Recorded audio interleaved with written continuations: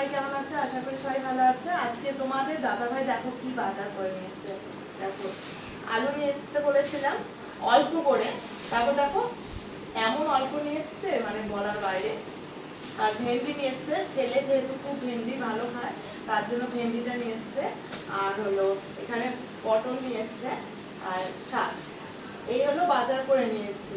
আর মাছ তো পাইনি, তার জন্য ছেলের জন্য নিয়ে এসছে দেখো মাংস নিয়ে এসছে। যার কাছ থেকে আর কি মাংসটা নিয়ে আসে তিনি ছিলেন না, তার জন্য বেশিরভাগই সলিড দিয়ে দিয়েছে। আমরা সলিড খাই না, এসেই বলছে, জানে আমি বকাবকি করবো, তাহলে এসেই বলছে যে উনি ছিল না, যে অন্য কেউ দিয়েছে, সলিডই দিয়ে দিয়েছে। যাই হোক, এখন কিছু করার নেই। তাহলে আজকের মেনুতে আমরা রান্না করব চিকেন কষা, পটল ভাজা আর ভেন্ডি ভাজা আর শাক। এটাই হলো আজকের আমাদের মেনু। চলো, কেমন লাগলো ভিডিওটা? টাটা।